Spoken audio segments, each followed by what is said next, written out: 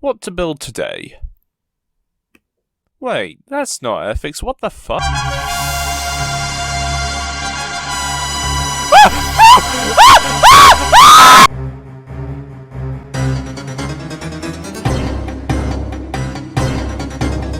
So, there's this war game called Warhammer, which involves these little things called minis, and, well, being a builder of small plastic model kits, I couldn't resist. So, for £10 I picked up some of these vintage 2nd edition Marines, and I'm going to build and paint some of them for you today.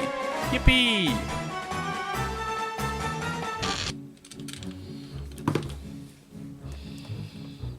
Okay, so here's my box of Warhammer parts, and I need to open this in a way that means you don't get to find out what my home address is. So.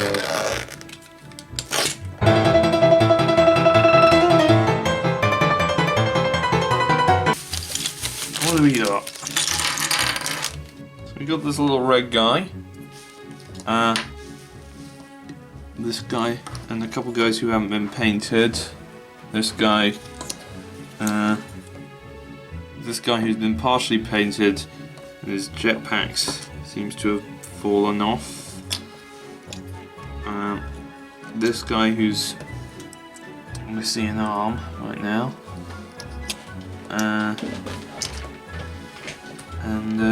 Yeah. As for their condition, they're quite dirty, so I have to clean them. And no offense to the previous owner, but these are not particularly well painted. As for the material, these appear to be constructed from plastic. That they were also selling. I mean, this one isn't even glued into his base. It looks like they've just primed him without gluing him into his base, which is pretty funny. Yeah. So, that is 5 Warhammer guys.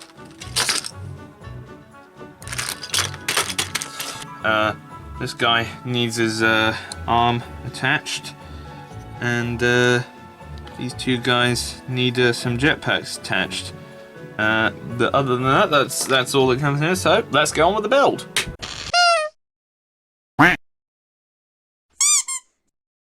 Okay, so here we are. We've got all our models stripped and ready for any painting that you might want to do in the future. And now let's get on to building. So all we need is some liquid poly, and now what we can do is get this part and this part, and then what I want to do is just put some liquid poly on there, and then put this on here.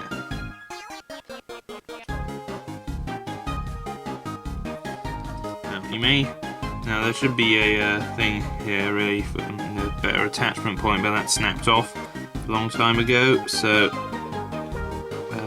let's just hope and pray for the best. If we're lucky, let's just reference another example of similar nature.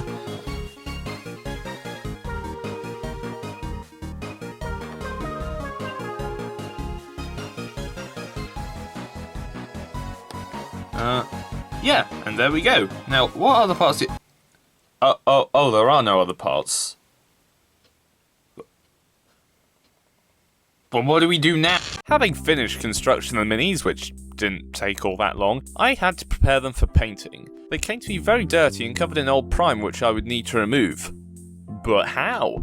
Well, from previous misadventures, I knew what Humbrol enamel thinners had dramatic effects on paint, so I took one of my minis and dunked in a cup of the stuff for a while. It then transpired that the thinners were even more aggressive than previously thought and nearly ended up melting the mini. I'm convinced this shit is actually just liquid poly that got mislabeled at the factory at this point.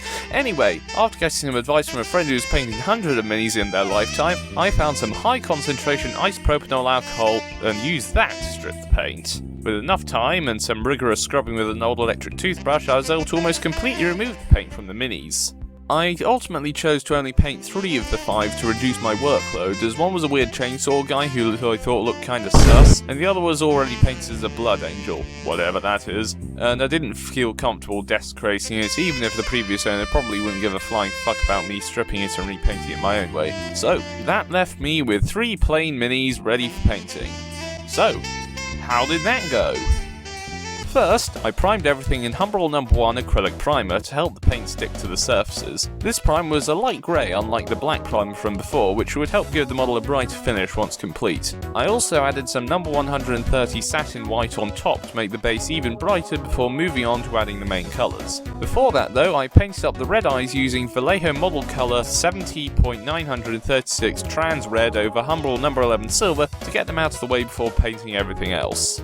I'm not normally one to stray away from Humbrol colours, but I wanted to paint something that rivaled this image I found online, so I decided to use some Citadel colours, the paint brand produced by Games Workshop, who make Warhammer 40,000. Specifically, their contrast paints, which are very vibrant and create lots of tonal variation when applied. Because I was basing my paint schemes on this picture here of an Ultramarine, I started with an all-over coat of Thalasar blue, which impressed me with how bright it was, picking up all the nooks and crannies and creating some very nice shades and highlights all over. I found it to be a bit blotchy in places, but this was likely due to the texture present in the previous coats catching the pigment, and not the fault of the paint itself. And it better not be, because this shit's fucking expensive, you know. Having touched up the overpainted areas with some more white, I painted the gun in the aptly named Blood Angels Red. And it does look like blood. Scarily like blood.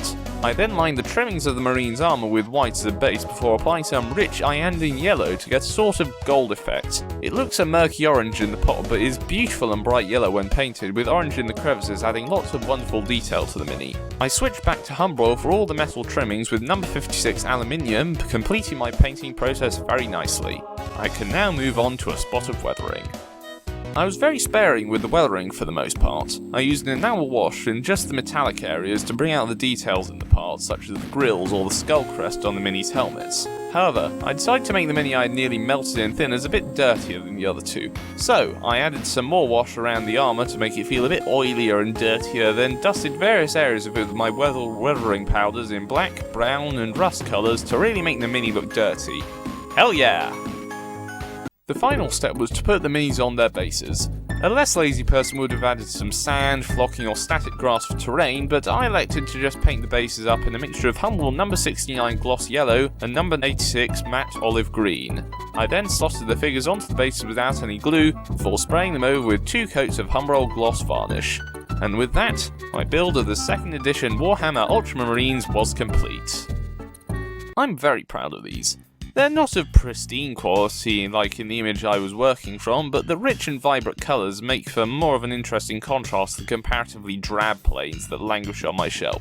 Just kidding, they're treated with care and respect, don't worry. For models tooled in 1990 or thereabouts, they're full of detail, and whilst there were of course mould seams across the middle of the parts, these can be sanded away very easily.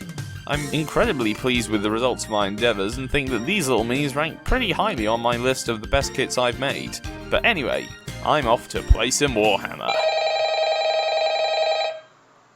What? Hello? Hey, Steph, listen, I hate to be the bearer of bad news and all that, but you can actually use these guys in a game of 40k. Because these guys are on 25mm bases, and modern Space Marines are on 32mm bases. And you also only painted 3 out of the 5, and 10th edition requires a tactical squad to be 10 Marines strong. So you can't actually use these in really any context. Sorry. They look cool though, you know, that's something. They look good.